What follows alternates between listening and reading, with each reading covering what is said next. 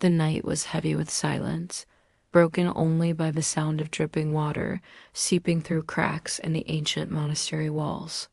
Illyra's breath came ragged, her chest heaving as she stumbled down the narrow corridor. The flickering torchlight barely held back the darkness, and in her trembling hands, she clutched the brittle manuscript, the one the monks had sworn no mortal should ever read. Her tears smeared the ink, but she held it tighter, as though the parchment itself were her last defense against the horror pressing close behind. The shadows were alive. They bent and twisted, reshaping themselves into claws and faces, whispering in tongues too old for human memory. She had seen the eyes first. Two pale orbs gleaming in the black, colder than the moon, unblinking. Then came the touch. Talons grazing her skin, not cutting, but promising. Promising what would happen when she finally fell. Illyra's voice cracked into the empty air. "Stay back. You can't have it. I won't let you." But the darkness only laughed, a sound like dry leaves scattering over stone. The Forbidden's reading the monks had always warned of, the Codex Noctis, the manuscript of night. They said it was not written but bled onto parchment, each letter drawn from the veins of the damned. It was not meant to be read, not meant to be spoken, for the words were not human words at all.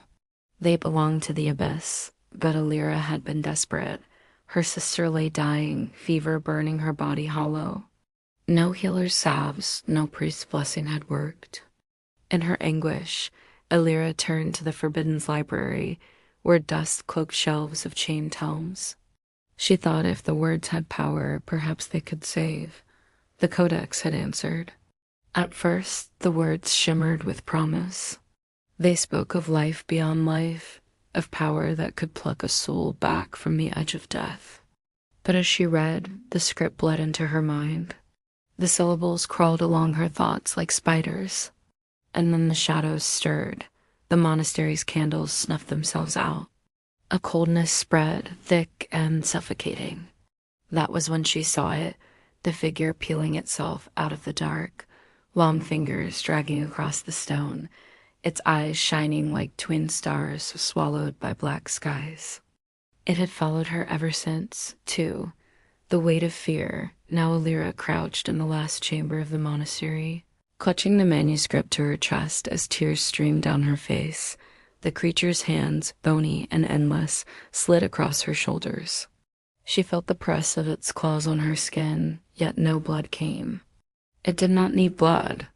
Not yet. Illyra. Her name, spoken in a voice that was not a voice, slithered into her mind. It was every sound she feared, the scraping of coffins, the sigh of someone drowning, the moan of a wind through a graveyard. You read the words. You woke me. Now. You are mine? She shook her head violently, pressing the manuscript harder against her chest as though the parchment could shield her heart. No, I read them for her, for Myra. You can't take me. I didn't mean. The darkness chuckled. The claws curled into her hair, stroking as though in mock comfort. All bargains are made in meaning. You opened the door. You fed me with your eyes, your voice, your fear. Your sister's life will be the coin. Illyra's sob broke into a scream. No. 3. The bargain her mind raced. She remembered the fragment she had read before the shadows consumed the rest. Where one is taken, one may remain. A soul for a soul, a life for a life. The words had glowed, searing themselves into her memory. She thought it meant salvation, that Myra's life could be restored. But now she understood. It was never meant to save without sacrifice. The Codex had lied. Or worse, it had told the truth, but only enough to damn her. Illyra's body shook as the claws tightened. You have only to say yes, the shadow hissed. One word, and she breathes. One word, and you are gone.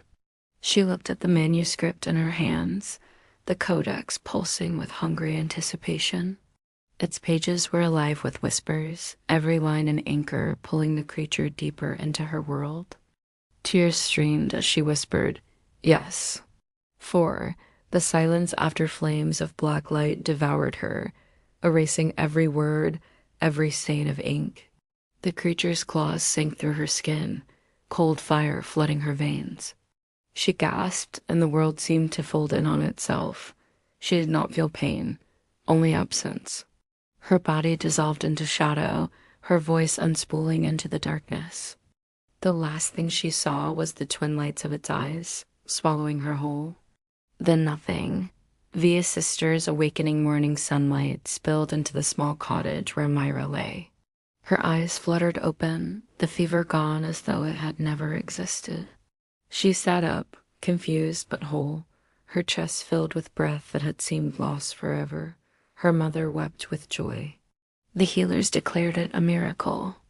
But when Myra asked for her sister, no one knew who she meant. The name Elira rang foreign in their ears. They smiled sadly, assuming fever still lingered in Myra's thoughts. Myra insisted. She remembered a hand that once held hers, a voice that once sang her to sleep. But the memories blurred, slipping through her like smoke.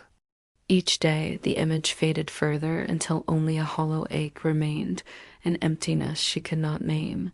She lived, yes, but she never knew why tears sometimes filled her eyes when she stood beneath the orchard trees. The shadows. Library, deep in the ruins of the monastery, the Codex Noctis reappeared on its pedestal, whole once more. Its pages glowed faintly in the dark, waiting for another desperate hand. Another heart too willing to trade hope for horror. And in the depths of the abyss, a new shadow stirred its eyes dimmer. Its shape fragile, still clinging to the last fragments of a name no one remembered. A whisper drifted across the void, Myra, but no answer came.